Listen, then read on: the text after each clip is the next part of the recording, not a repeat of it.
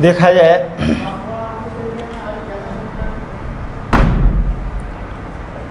तरंग और ध्वनि, तरंग और ध्वनि, that is wave and sound. तो सबसे पहले हम लोग बात करते हैं तरंग का, वेव का। वेव क्या होता है? वेव कहने का मतलब ये हुआ कि तरंग एक ऊर्जा का रूप है, जो ऊर्जा ही एक स्थान से दूसरे स्थान तक स्थानांतरित होता है। Wave is the form of energy which displaces from one place to another while the particle of medium does not displace from one place to another। मतलब तरंग एक ऊर्जा का रूप है, जो ऊर्जा ही एक स्थान से दूसरे स्थान तक स्थानांतरित होता है, जबकि माध्यम के कण एक स्थान से दूसरे स्थान तक स्थानांतरित नहीं होता है। अब देखा जाए तरंग के अगर बात करें, या एक ये भी कह सकते हैं कि तरंग एक आवृत्ति विक्षोभ होता है, जो विक्षोभ ही एक स्थान से दूसरे स्थान तक स्थानांतरित होता है, जबकि माध्यम के कण एक स्थान से दूसरे स्थान तक स्थानांतरित नहीं होता है। आगे हम लोग बात करते हैं तरंग के प्रकार। तो जैसे कुछ तरंग ऐसे होते हैं जिसको चलने के लिए माध्यम चाहिए, और कुछ ऐसे तरंग होते हैं जिसको चलने के लिए माध्यम नहीं चाहिए। इसके आधार पर तरंग को दो भागों में बांटा गया है। There are two kinds of wave. तो सबसे पहला है एक आपका यांत्रिक तरंग, जिसको आप कह सकते हैं मैकेनिकल वेव, मैकेनिकल वेव।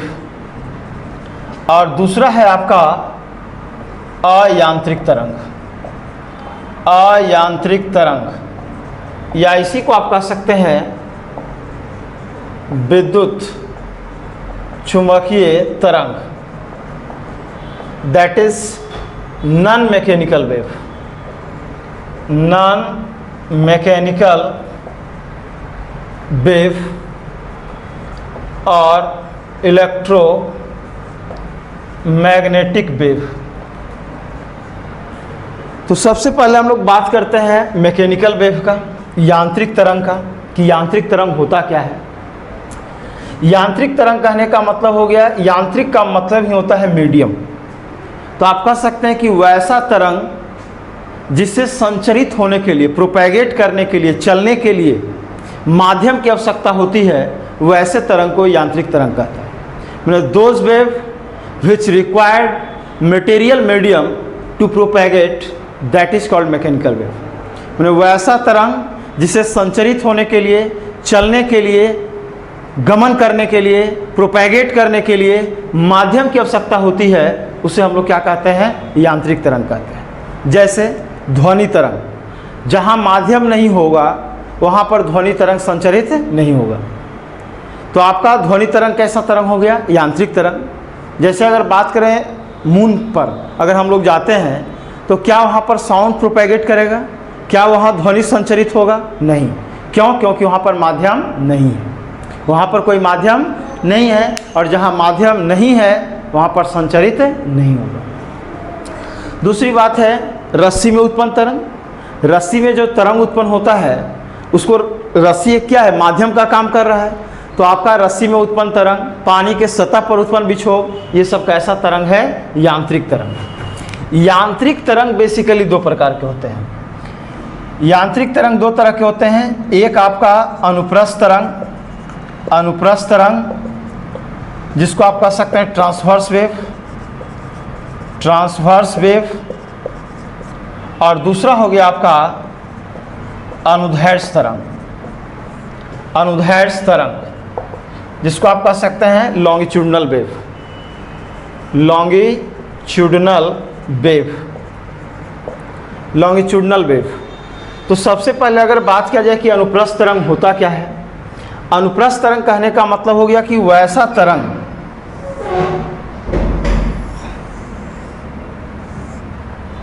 वैसा तरंग जिसमें माध्यम के कण तरंग के संचरण के दिशा के लंबवत कंपन करता हो उसे अनुप्रस्थ तरंग कहते हैं। मतलब those wave in which the particle of medium vibrates perpendicularly to the direction of propagation of wave that is called transverse wave. मतलब वैसा तरंग जिसमें माध्यम के कण तरंग के संचरण के दिशा के लंबवत कंपन करता हो उसे अनुप्रस्थ तरंग कहते हैं। जैसे यहाँ पर देखिए आपका ये जो आपका मीडियम है, मीडियम का पार्टिकल, ये तरंग के संचरण के दिशा के क्या कर रहा है, लंबवत कंपन कर रहा है। तरंग के संचरण के दिशा के क्या कर रहा है, लंबवत कंपन कर रहा है। तो जहाँ माध्यम का कण तरंग के संचरण के दिशा के, ये तरंग का संचरण का दिशा हो गया, ये माध्यम का कण हो गया, ये आपका जो वाइब्रेट कर रहा है वो संचरण के डायरेक्शन के क्या है, परपेंडिकुलर। तो आप कह सकते हैं वैसा तरंग जिसमें माध्यम के कण तरंग के संचरण के दिशा के लंबवत कंपन करता हो उसे अनुप्रस्थ तरंग कहते हैं। मतलब those wave in which the particle of medium vibrates perpendicularly to the direction of propagation of wave that is called transverse wave. Transverse wave में एक चीज़ और ये ध्यान देना है, इसका अगर एग्जाम्पल की बात किया जाए, अनुप्रस्थ तरंग का उदाहरण की अगर बात किया जाए तो आप कह सकते हैं रस्सी में उत्पन्न तरंग या तनी हुई डोरी में उत्पन्न तरंग, रस्सी में उत्पन्न तरंग the wave produced in the stretched string. दूसरा आप ये भी कह सकते हैं प्रकाश तरंग लाइट वेव। जब लाइट वेव मीडियम में प्रोपेगेट करता है तो वह अनुप्रस्थ तरंग के रूप में संचरित होता है। लाइट वेव जो है कैसा वेव है आपका, अनुप्रस्थ तरंग है। रस्सी में उत्पन्न तरंग कैसा तरंग है, अनुप्रस्थ तरंग है। पानी के सतह पर उत्पन्न विक्षोभ, पानी के सतह पर उत्पन्न विक्षोभ, the disturbance produced on the water surface, ये सब कैसा तरंग है आपका, अनुप्रस्थ तरंग। दूसरी बात ये भी ध्यान देना है, अनुप्रस्थ तरंग में आप कह सकते हैं कि तरंग के संचरण के दिशा के लंबवत ऊपर की ओर जो ये अधिकतम विस्थापन होता है, इस पॉइंट को हम लोग कहते हैं क्रिस्ट पॉइंट, दैट इज शीर्ष कहिए या इसी को आप श्रिंग कह सकते हैं, दैट इज क्रिस्ट। और ये नीचे की ओर जो अधिकतम विस्थापन होता है इसको हम लोग गर्त कहते हैं, दैट इज को आप ट्रफ कह सकते हैं, ट्रफ कहते हैं। दूसरी बात, एक शीर्ष और एक गर्त मिलकर के एक तरंग का निर्माण करता है। तो ये हो गया क्रिस्ट पॉइंट, ये हो गया ट्रफ पॉइंट, ये हो गया क्रिस्ट पॉइंट, ये हो गया ट्रफ पॉइंट। एक शीर्ष और ये एक गर्त मिलकर के एक तरंग का निर्माण करते हैं। दूसरा प्रश्न पूछा जाता है कि अनुप्रस्थ तरंग उत्पन्न किए जा सकते हैं, तो कहाँ उत्पन्न किया जा सकता है भाई? तो अनुप्रस्थ तरंग उत्पन्न किया जाता है कहाँ? ठोस में। ठोस में और कहाँ उत्पन्न किया जा सकता है? द्रव के सतह पर, द्रव के सतह पर। तो अनुप्रस्थ तरंग उत्पन्न किए जा सकते हैं ठोस में और द्रव के सतह पर। अगर द्रव में बात किया जाए तो उत्पन्न नहीं किए जा सकते हैं, गैस में उत्पन्न नहीं किए जा सकते हैं। तो अगर आपसे प्रश्न पूछा जाए कि अनुप्रस्थ तरंग उत्पन्न किए जा सकते हैं ठोस में, द्रव में, गैस में, तीनों माध्यम में, तो कौन सा हो जाएगा? ठोस में। आप कह सकते हैं transverse wave can be produced in solid medium and on the surface of liquid. If question is asked as like transverse wave can be produced in solid medium, in liquid medium, in gaseous medium, then which of the following is correct? Then transverse wave can be produced in only solid medium. Next, अब अगर बात किया जाए longitudinal wave का, अनुदैर्घ्य तरंग। अनुदैर्घ्य तरंग कहने का मतलब क्या हुआ कि वैसा तरंग जिसमें माध्यम के कण तरंग के संचरण के दिशा के ही अनुदिश आगे पीछे कंपन करता हो उसे अनुदैर्घ्य तरंग कहते हैं। जैसे अगर बात किया जाए आपका कोई साउंड वेव है, इस प्रकार प्रोपेगेट कर रहा है, कहीं माध्यम का कण नज़दीक नज़दीक में है, कहीं माध्यम का कण दूर दूर में है, फिर माध्यम का कण नज़दीक नज़दीक में है, फिर माध्यम का कण दूर दूर में है, फिर माध्यम का कण नज़दीक नज़दीक में है, फिर माध्यम का कण दूर दूर में है। तो आपका अगर बात करें अनुदैर्घ्य तरंग का, तो आप कह सकते हैं कि वैसा तरंग जिसमें माध्यम के कण तरंग के संचरण के दिशा के ही अनुदिश आगे पीछे कंपन करता हो उसे अनुदैर्घ्य तरंग कहते हैं। उसे हम लोग क्या कहते हैं? अनुदैर्घ्य तरंग। जैसे आपका हो गया स्प्रिंग में उत्पन्न तरंग, कमानी में उत्पन्न तरंग, स्प्रिंग में अगर कोई तरंग उत्पन्न होता है इस तरह से प्रोड्यूस्ड होता है। तो जहाँ माध्यम के कण नज़दीक नज़दीक में है वो हो गया कंप्रेशन, और जहाँ माध्यम के कण दूर दूर में है वो हो गया rarefaction. This is the compression, rarefaction, compression, rarefaction, जिसको आप इसी में कह सकते हैं संपीड़न, दैट इज कंप्रेशन, कंप्रेशन, और ये हो गया आपका विरलन, दैट इज रेयरफैक्शन, रेयरफैक्शन। तो जहाँ माध्यम का कण नज़दीक नज़दीक में हो उसको हम लोग कहते हैं संपीड़न, और जहाँ माध्यम का कण दूर दूर में हो उसको हम लोग कहते हैं विरलन। और एक संपीड़न और एक विरलन मिलकर एक तरंग का निर्माण करता है। दूसरी बात, अनुदैर्ध्य तरंग का एग्जाम्पल कौन हो गया? तो स्प्रिंग में उत्पन्न तरंग, स्प्रिंग में उत्पन्न तरंग, the wave produced in the spring. दूसरा और एग्जाम्पल कह सकते हैं साउंड वेव, ध्वनि तरंग, ध्वनि तरंग, दैट इज साउंड वेव। ये हो गया अनुदैर्ध्य तरंग।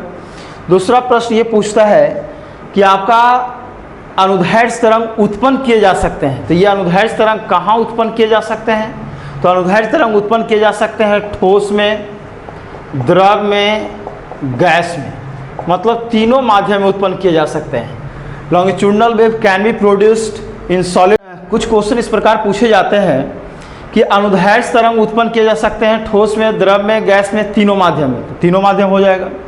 दूसरा प्रश्न पूछा जाएगा कि ध्वनि तरंग होता है अनुप्रस्थ तरंग, अनुदैर्ध्य तरंग, अयांत्रिक तरंग, तो आप कौन सा कह सकते हैं? अनुदैर्ध्य तरंग। दूसरी बात पूछेगा कि प्रकाश तरंग होता है अनुप्रस्थ तरंग, अनुदैर्ध्य तरंग, तो आप कह सकते हैं अनुप्रस्थ तरंग। दूसरा प्रश्न पूछेगा प्रकाश तरंग गमन करते हैं, light wave propagates in the form of crest और ट्रफ, कंप्रेशन और रेयरफैक्शन, नन ऑफ दिस, तो आप कह सकते हैं कि अनुप्रस्थ तरंग संचरित होता है, गमन होता है शीर्ष तथा गर्त के रूप में।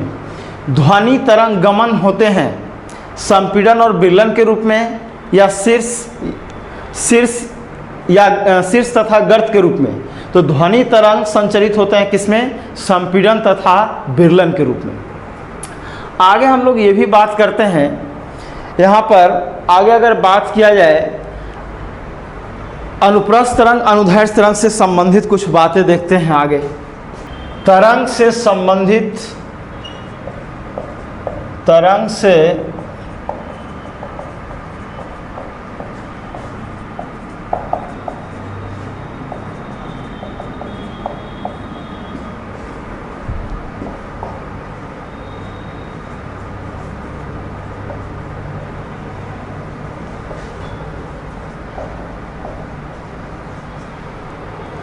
तरंग से संबंधित कुछ परिभाषाएं।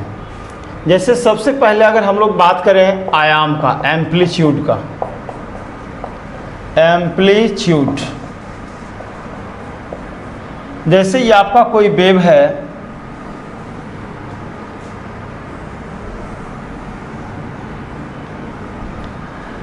ये आपका क्रिस्ट पॉइंट है, ट्रफ पॉइंट है, तो आयाम कहता क्या है? The maximum displacement of the particle from the propagation of direction of wave. तरंग के संचरण के दिशा के लंबवत अधिकतम विस्थापन को हम लोग क्या कहते हैं? आयाम। तो तरंग का जो इस संचरण का डायरेक्शन है, इससे ये जो अधिकतम विस्थापन हुआ ये क्या हो गया आपका? आयाम। This is the maximum displacement. Particle यहाँ भी वाइब्रेट कर रहा है, यहाँ भी वाइब्रेट कर रहा है, यहाँ भी वाइब्रेट कर रहा है, तो यहाँ पर जो वाइब्रेट कर रहा है डिस्प्लेसमेंट इतना हुआ, यहाँ जो वाइब्रेट कर रहा है डिस्प्लेसमेंट इतना हुआ, यहाँ जो वाइब्रेट कर रहा है डिस्प्लेसमेंट इतना हुआ, लेकिन सबसे ज़्यादा जो डिस्प्लेसमेंट हो रहा है यहाँ पर, उसी प्रकार सबसे ज़्यादा डिस्प्लेसमेंट हो रहा है यहाँ पर। तो ये जो मैक्सिमम डिस्प्लेसमेंट होगा, वह जो अधिकतम विस्थापन होगा, वही क्या कहलाएगा? आयाम। और आयाम को हम लोग रिप्रेजेंट कर रहे हैं यहाँ पर ए से।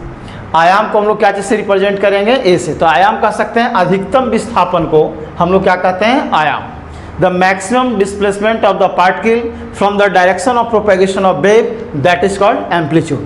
मैंने तरंग के संचरण के दिशा के लंबवत अधिकतम विस्थापन को हम लोग क्या कहते हैं? आयाम कहते हैं। अब अगर बात किया जाए, दूसरा पॉइंट है, एक टर्म है आपका आवर्त काल, that is time period. Time period की अगर बात किया जाए तो टाइम पीरियड कहने का मतलब हुआ कि तरंग के द्वारा एक तरंग की लंबाई तय करने में लगा कुल समय को हम लोग क्या कहते हैं, आवर्तकाल। The total time taken by the wave to propagate the length of one wave. एक तरंग की लंबाई तरंग के द्वारा तय करने में लगा समय को हम लोग क्या कहेंगे, टाइम पीरियड। और टाइम पीरियड को हम लोग क्या चीज़ से रिप्रेजेंट करेंगे, टी से। तो एक क्रिस्ट और एक गर्त, मतलब एक शीर्ष और एक गर्त मिलकर के एक तरंग का निर्माण करता है। तो एक तरंग की लंबाई को तय करने में जो समय लगता है उस समय को हम लोग क्या कहते हैं, आवर्तकाल, जिसको हम लोग क्या चीज़ से रिप्रेजेंट करते हैं, टी से। क्या चीज़ से रिप्रेजेंट करेंगे, टी से। अब यहाँ पर हम लोग बात करते हैं आवर्तकाल के बाद तीसरा जो पॉइंट है, और आवर्तकाल का अगर यूनिट की बात किया जाए तो इसका एसआई यूनिट क्या हो जाएगा, सेकेंड। एसआई मात्रा की बात कीजिए तो सेकेंड हो जाएगा। डायमेंशनल फार्मूला की अगर बात करें तो टी हो जाएगा। इसी प्रकार एम्पलीट्यूड का एसआई मात्रा की अगर बात किया जाए, इसका एसआई यूनिट, तो ये अधिकतम विस्थापन है तो इसका एसआई मात्रा मीटर। इसका अगर डायमेंशनल फार्मूला की बात कीजिएगा तो एल। आगे हम लोग बात करते हैं, एक टर्म है आवृत्ति, दैट इज फ्रीक्वेंसी। आवृत्ति कहने का मतलब क्या हुआ, फ्रीक्वेंसी कहने का मतलब क्या हुआ, तो कहता है द नंबर ऑफ वेव पर सेकेंड या द नंबर ऑफ वाइब्रेशन पर सेकेंड। एक सेकेंड में कंपनों की संख्या को हम लोग क्या कहते हैं, आवृत्ति। द नंबर ऑफ वाइब्रेशन पर सेकेंड इज कॉल्ड फ्रीक्वेंसी, या कह सकते हैं द नंबर ऑफ वेव पर सेकेंड इज कॉल्ड फ्रीक्वेंसी। मैंने एक सेकेंड में तरंगों की संख्या या एक सेकेंड में कंपनों की संख्या को हम लोग क्या कहते हैं, आवृत्ति कहते हैं। और आवृत्ति को हम लोग क्या चीज़ से रिप्रेजेंट करते हैं, न्यू से या एन से, छोटा एन से, या स्मॉल एफ से रिप्रेजेंट कर सकते हैं।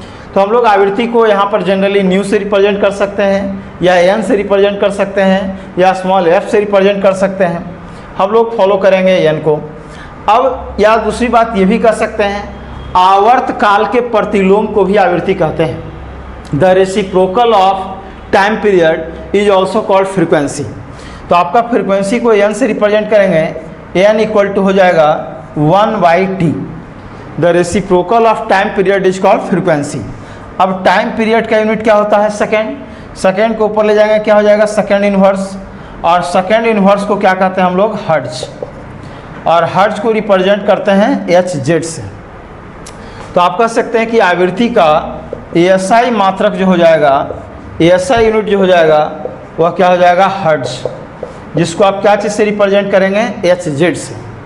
जहाँ तक डायमेंशनल फार्मूला की बात किया जाए, बीमीय सूत्र की बात करें तो n बराबर है 1/t। तो टाइम पीरियड एक टाइम है, तो टाइम का डायमेंशनल फार्मूला हम लोग क्या जानते हैं, t।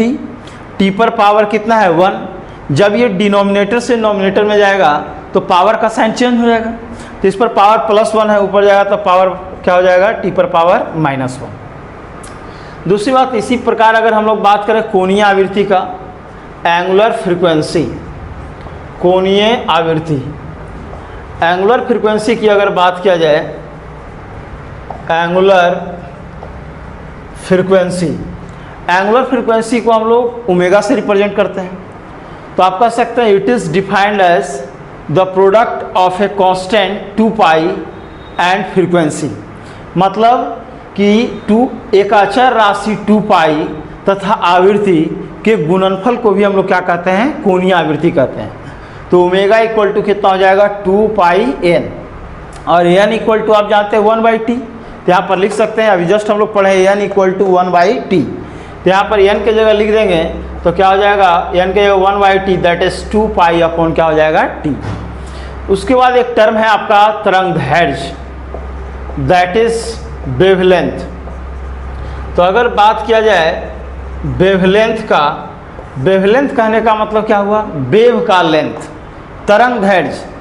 तो आप कह सकते हैं कि एक तरंग के लंबाई को हम लोग क्या कहते हैं, तरंगदैर्घ्य। The length of one wave is called wavelength. एक तरंग की लंबाई जो होता है वह क्या कहलाता है, तरंगदैर्घ्य। The length of one wave is called wavelength. एक तरंग की लंबाई को हम लोग क्या कहते हैं, तरंगदैर्घ्य कहते हैं। जैसे एक तरंग की लंबाई को हम लोग तरंगदैर्घ्य कहते हैं, the length of one wave is called wavelength. जैसे अगर बात किया जाए कि एक तरंग की लंबाई को हम लोग क्या कहेंगे, तरंगदैर्घ्य। अब एक तरंग की लंबाई होता क्या है, जैसे अभी आप पढ़े कि एक शीर्ष और एक गर्त मिलकर के एक तरंग का निर्माण करता है। एक शीर्ष और एक गर्त मिलकर के एक तरंग का निर्माण करता है। तो आपका एक शीर्ष और एक गर्त का जो लंबाई होगा वह क्या कहलाएगा, तरंगदैर्घ्य कहलाएगा, वेवलेंथ कहलाएगा। या आप पढ़े होंगे कि जैसे ये आपका कंप्रेशन है और ये आपका रेयरफैक्शन है, तो एक संपीड़न और एक विरलन मिलकर के एक तरंग का निर्माण करता है। तो एक तरंग का जो लंबाई हो जाएगा वह क्या हो जाएगा, तरंगदैर्घ्य। तो एक तरंग की लंबाई को हम लोग क्या कहेंगे, तरंगदैर्घ्य। The length of one wave is called wavelength. तो आपका एक तरंग की लंबाई को तरंगदैर्घ्य कहिए, या आप ये भी कह सकते हैं कि तरंगदैर्घ्य को हम लोग क्या चीज़ से रिप्रेजेंट करते हैं, लैम्डा से। तो यहाँ पर देखा जाए ये क्रिस्ट पॉइंट है, ये ट्रफ पॉइंट है, ये क्रिस्ट पॉइंट है।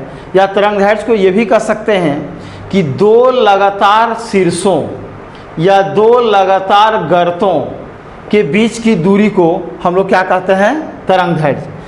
आप the length of one wave is called wavelength कहेंगे, या the distance between two consecutive crest और टू कंसेक्यूटिव ट्रफ और टू कंसेक्यूटिव कंप्रेशन और two consecutive rarefaction is called wavelength. मतलब कि दो लगातार शीर्षों या दो लगातार गर्तों या दो लगातार संपीड़नों या दो लगातार विरलनों के बीच की दूरी को हम लोग क्या कहेंगे, तरंगदैर्घ्य कहेंगे। दो लगातार शीर्षों या दो लगातार गर्तों या दो लगातार संपीड़नों या दो लगातार विरलनों के बीच की दूरी को हम लोग क्या कहते हैं, तरंगदैर्घ्य कहते हैं, दैट इज वेवलेंथ कहते हैं। और वेवलेंथ को हम लोग क्या चीज़ से रिप्रेजेंट करेंगे, लैम्डा से। क्या चीज़ से रिप्रेजेंट करेंगे, लैम्डा से। तो इसका जो एसआई मात्रक हो जाएगा, इसका जो एसआई यूनिट हो जाएगा वह क्या हो जाएगा, मीटर। एसआई यूनिट क्या हो जाएगा, मीटर। इसका जो हो जाएगा बीमीय सूत्र, डायमेंशनल फॉर्मूला की बात करें तो क्या हो जाएगा, एल। राशि की अगर बात करें क्वांटिटी का, तो ये कैसा एक लेंथ है, इसलिए इसका क्वांटिटी कैसा होगा, scalar quantity.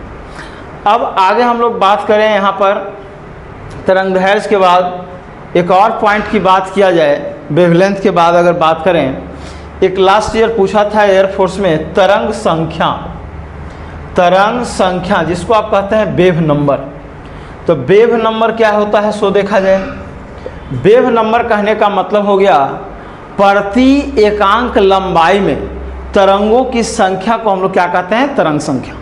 The number of wave in per unit length of the wave is called wave number. माने 1 मीटर लंबाई में तरंगों की संख्या को, 1 मीटर लंबाई में तरंगों की संख्या को हम लोग क्या कहते हैं, तरंग संख्या। That is the number of wave in per unit length is called wave number. तो अगर बात किया जाए यहाँ पर कि आपका 1 मीटर लंबाई में तरंगों की संख्या जो होगा वह क्या कहलाएगा, तरंग संख्या। दैट इज क्या कहलाएगा, वेव नंबर। जैसे ये आपका अगर कोई वेव है, तो अगर ये आपका वेव दिया हुआ है, अब इस वेव में 1 मीटर लंबाई, माने 1 मीटर लंबाई में जितना तरंग की संख्या होगा वह क्या कहलाएगा, तरंग संख्या। जैसे हम लोग जानते हैं, हम लोग यहाँ पर जानते होंगे कि अगर कोई वेव दिया हुआ है, ये क्रिस्ट है, ये ट्रफ है, तो आप जानते हैं कि एक क्रिस्ट और एक ट्रफ मिलकर के एक तरंग का निर्माण करता है। तो आप बताइए यहाँ पर कि एक तरंग की लंबाई को आप क्या कह रहे हैं, लैम्डा। तो एक तरंग का लंबाई जो हो गया वह लैम्डा हो गया। तो आप कह सकते हैं कि लैम्डा मीटर लंबाई में एक तरंग है। तो लैम्डा मीटर लंबाई में अगर एक तरंग हो गया, लैम्डा मीटर लंबाई में एक तरंग, वन वेव, तो 1 मीटर लंबाई में कितना तरंग होगा, 1/λ तरंग। और 1 मीटर लंबाई में तरंगों की संख्या को हम लोग क्या कहते हैं, तरंग संख्या कहते हैं। तो तरंग संख्या जो हो गया, वेव नंबर जो हो गया आपका, वेव नंबर जो हो जाएगा आपका वह क्या हो जाएगा, 1/λ। या कह सकते हैं, बेसिकली पूछा था डिफिनीशन केवल कि प्रति एकांक लंबाई में तरंगों की संख्या को क्या कहते हैं। तो प्रति एकांक लंबाई में तरंगों की संख्या को क्या कहते हैं, तरंग संख्या। That is wave number. The number of wave in per unit length is called wave number.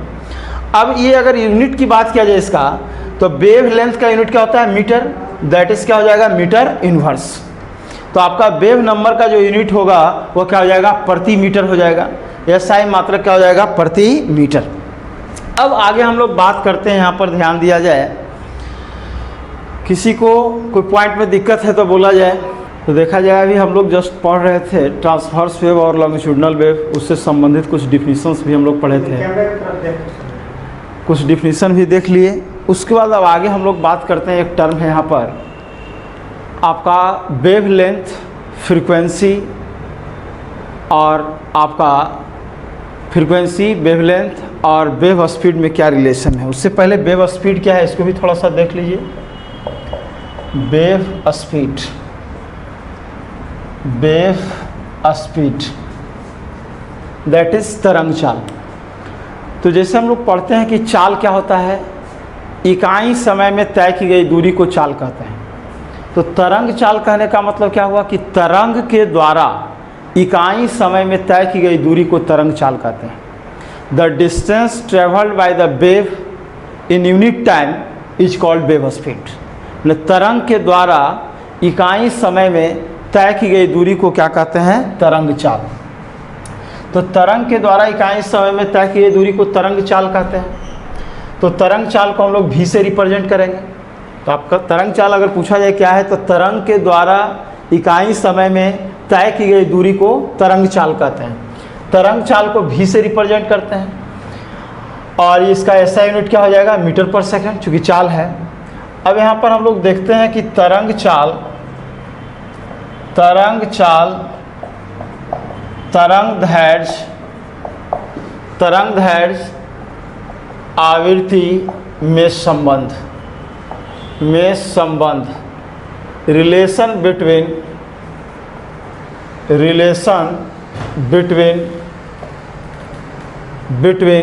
Wave speed, wavelength and frequency.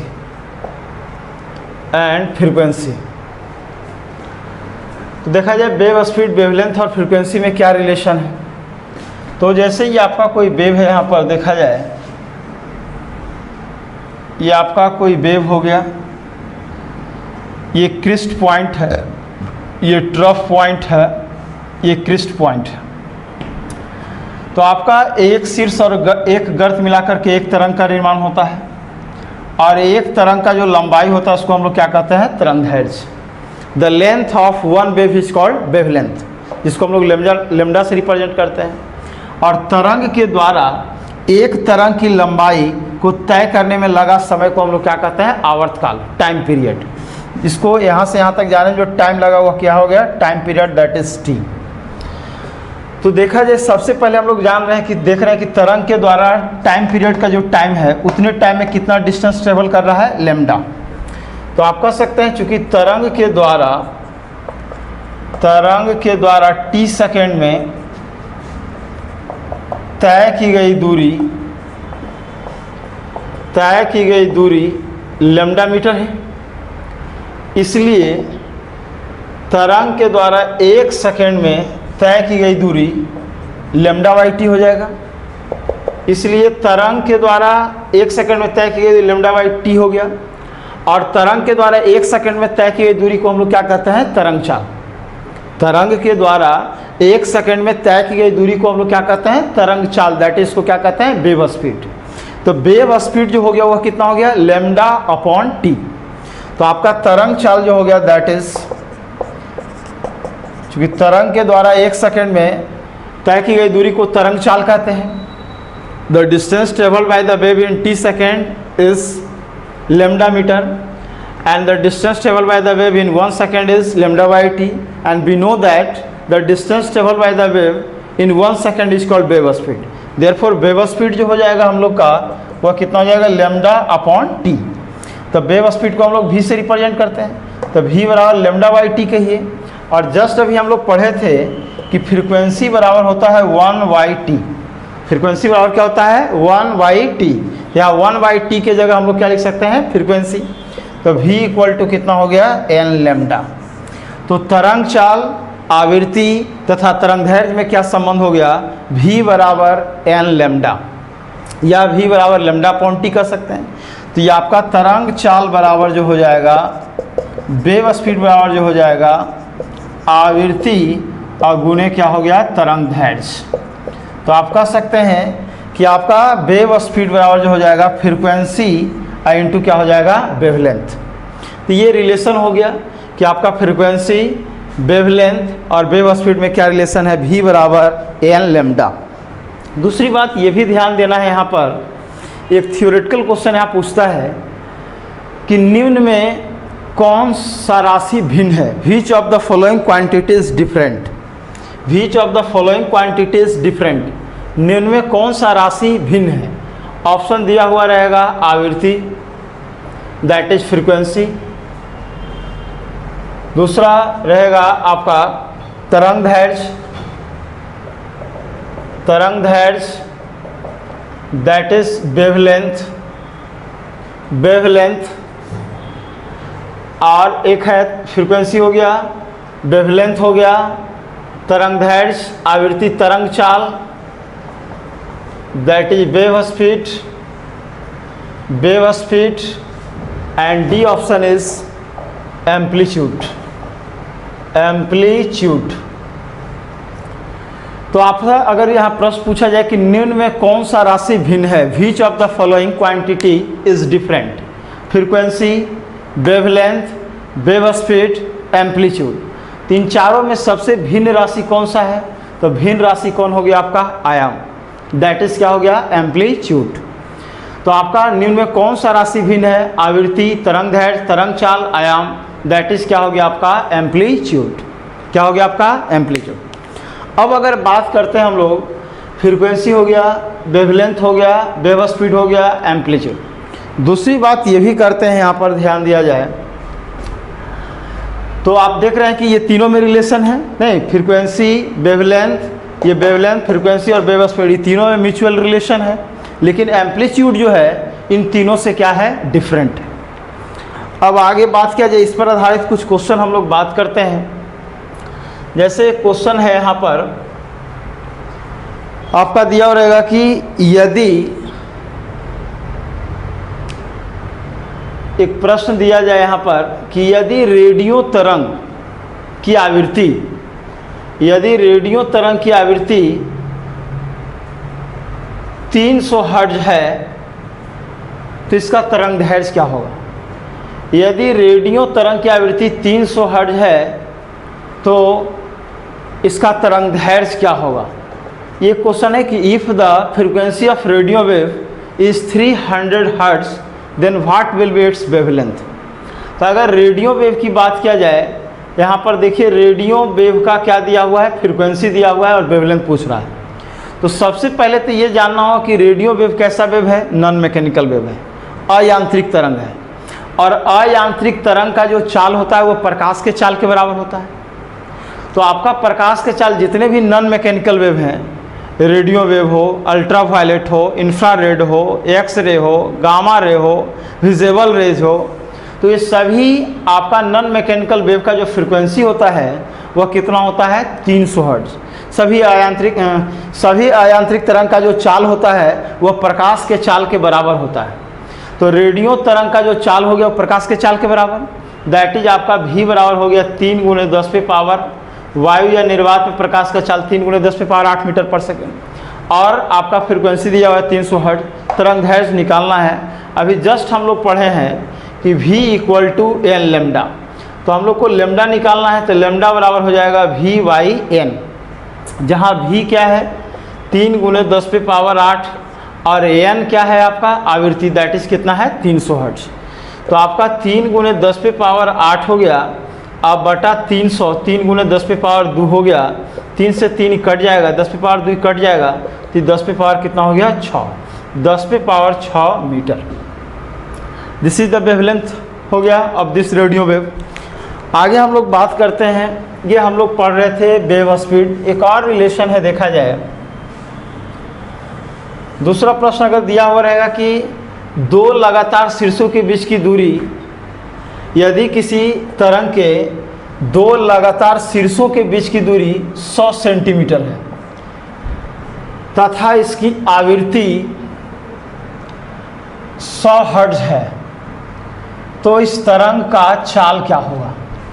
Question है कि यदि किसी तरंग के दो लगातार शीर्षों के बीच की दूरी 100 सेंटीमीटर है, आवृत्ति 100 हर्ट्ज है, तो इस तरंग का चाल क्या होगा। अगर यही बात करें इंग्लिश में कि if the distance between two consecutive crest of a wave is 100 centimetre and its frequency is 100 hertz, then what will be its velocity. तो हम लोग जानते हैं क्या कि जैसे आपका दो लगातार शीर्षों के बीच की दूरी को क्या कहते हैं, वेवलेंथ। इट मीन्स ये दो लगातार शीर्षों के बीच की दूरी दिया है, इसका मतलब वेवलेंथ दिया हुआ है। और वेवलेंथ कितना हो गया 100 सेंटीमीटर, और फ्रीक्वेंसी कितना हो गया 100 हर्ट्ज, और वेव स्पीड पूछ रहा है। तो ये सेंटीमीटर को पहले क्या करना होगा, मीटर में चेंज, क्योंकि हम लोग जानते हैं कि किसी भी न्यूमेरिकल प्रॉब्लम को सोल्व करने के लिए सारे क्वांटिटीज़ का मान एक सिस्टम में होना चाहिए। या तो सब सीजीएस सिस्टम में, या तो सब एफपीएस सिस्टम में, या एमकेएस सिस्टम में। तो हम लोग सबको एसआई सिस्टम में चेंज करते हैं। ये एसआई सिस्टम में, इसको भी एसआई सिस्टम में चेंज कर दिया जाए। तो सेंटीमीटर को मीटर में चेंज करना है तो 100 से डिवाइड करेंगे तो कितना आ जाएगा 1 मीटर। अब v बराबर हम लोग क्या जानते हैं, एन लेमडा। तो एन का मान है 100 हर्ट्ज, लेमडा का मान हो गया 1, तो 100 × 1 दैट इज कितना हो गया 100 मीटर पर सेकेंड। आगे देखा जाए कलांतर और पथांतर में क्या रिलेशन है। कलांतर तथा पथांतर में संबंध, रिलेशन बिटवीन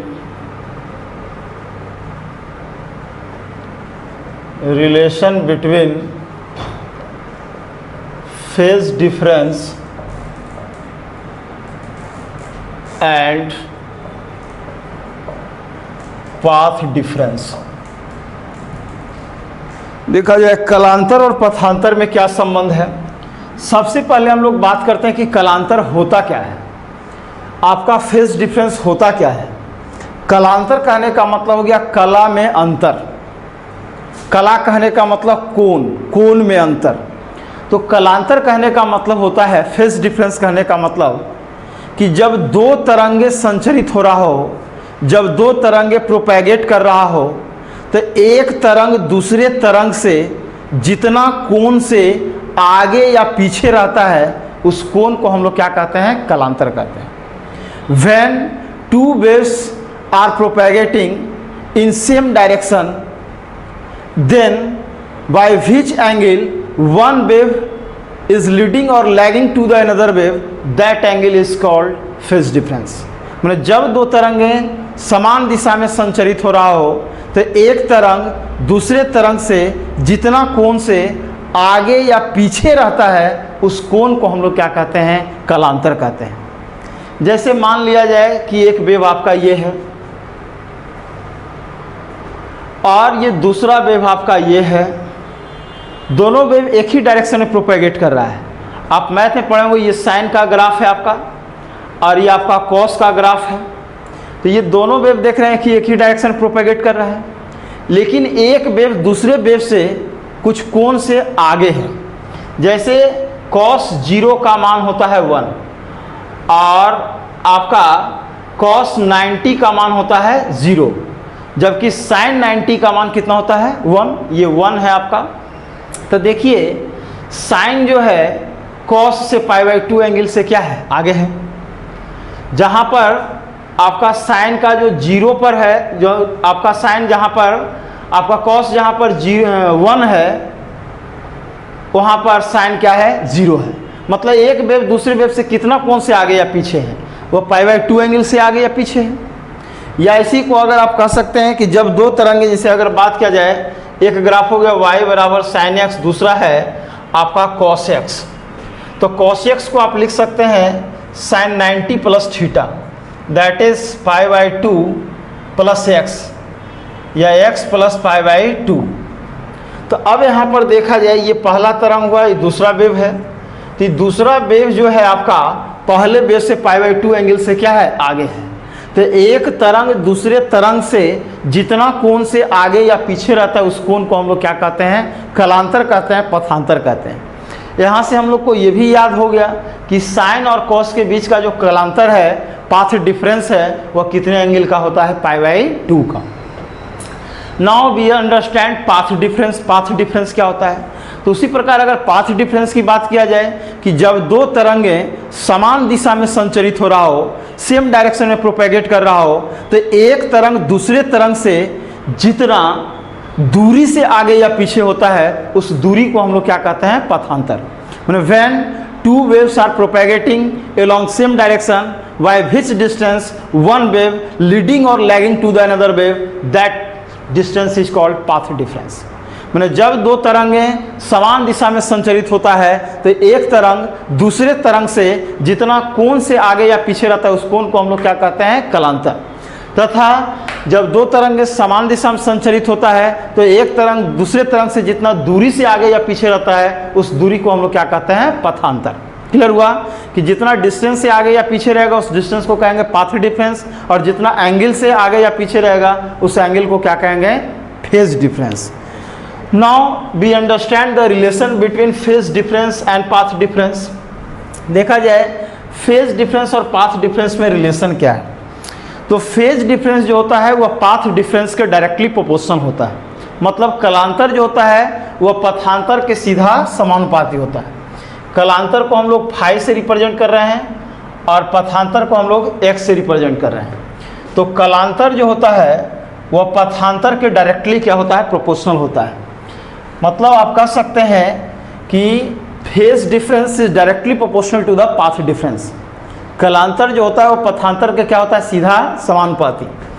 अब ये समानुपाती के चिन्ह को हटाएंगे तो यहाँ पर एक कांस्टेंट देंगे क्या, के इंटू कितना हो गया, एक्स, जहाँ के एक समानुपाती नियतांक है, जहाँ के एक समानुपाती नियतांक है, समानुपाती नियतांक that is propagation constant, propagation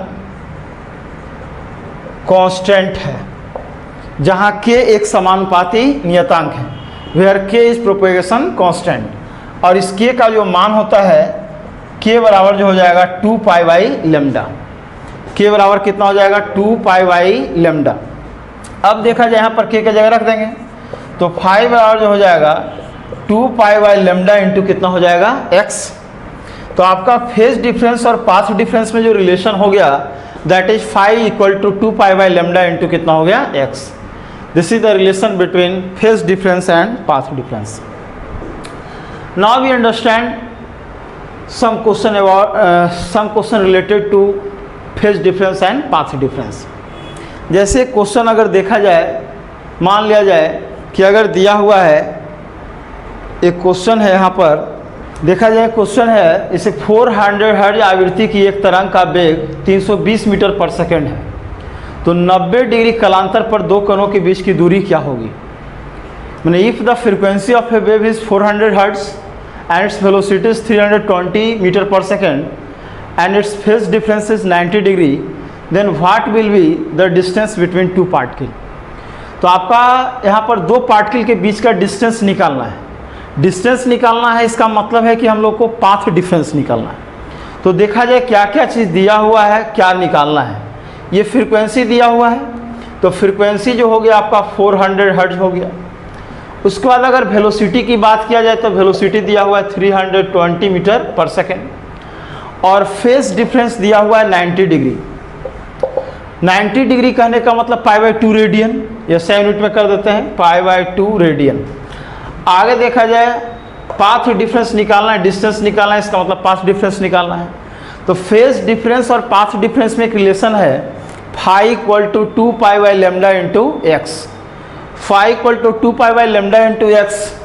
तो आपका देखिए फाई पता है बट लेमडा नहीं पता है, तो लेमडा हम लोग को इससे जो गिवन डेटा है उससे निकालना होगा। तो क्या दिया हुआ है, एन और भी दिया हुआ है, तो हम लोग जानते हैं v बराबर एन लेमडा। तो v बराबर एन लेमडा से क्या हम लोग लेमडा फाइंड आउट कर सकते हैं, तो lambda is equal to v upon n. तो v is given that 320 metre per second and n is given that 400 hertz. 400 hertz, 0 से 0 कैंसिल हो गया, 4 × 32, 5 × 40, दैट इज 4/5 मीटर हो गया। अब देखा जाए यहाँ पर हमको निकालना है पाथ डिफरेंस। तो फेज डिफरेंस और पाथ डिफरेंस में रिलेशन है phi equal to 2 pi by lambda into x.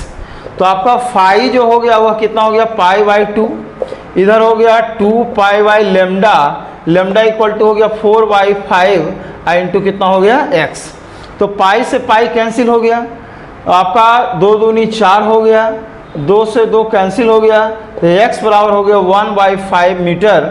That is को सेंटीमीटर में अगर चेंज करेंगे तो 1/5 इंटू 100 सेंटीमीटर, तो आपका 20/25 दैट इज हो गया आपका 20 सेंटीमीटर। इस पर एक और क्वेश्चन देखेंगे हम लोग। 500 हर्ट्ज आवृत्ति एवं 360 मीटर पर सेकंड वेग की एक तरंग पर 60 डिग्री कालांतर पर दो बिंदुओं के बीच की दूरी क्या होगी।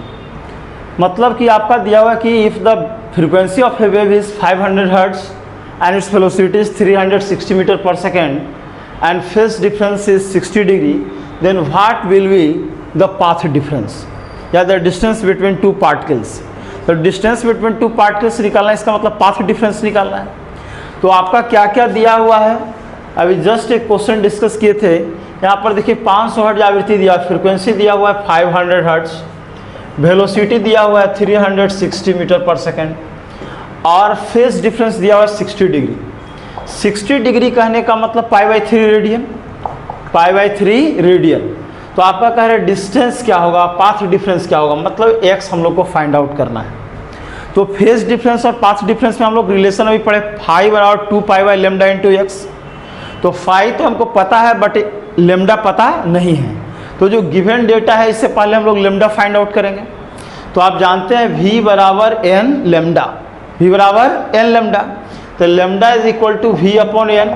तो वेलोसिटी दिया हुआ है 360 मीटर पर सेकेंड, n दिया हुआ है 500 हर्ट्ज, तो ये 0 से 0 कैंसिल हो गया, आपका 25 दूनी 50, 18 दूनी 36, दैट इज 18/25 मीटर हो गया। अब पाथ डिफरेंस निकालना है, तो फाई बराबर 2 pi by lambda into x. तो फाई कितना दिया हुआ है π/3 radian, 2 pi by lambda, lambda का मान दिया हुआ है 18/25, तो 25 उलट के ऊपर चला गया इंटू एक्स। पाई से पाई आपका कैंसिल हो गया, 9 दूनी 18 हो गया, 3 तिया 9 हो गया। अब देखिए x निकालना है, इसको 3 को इधर ले जाएंगे, 25 को इधर लाएंगे, तो आपका 3/25 मीटर।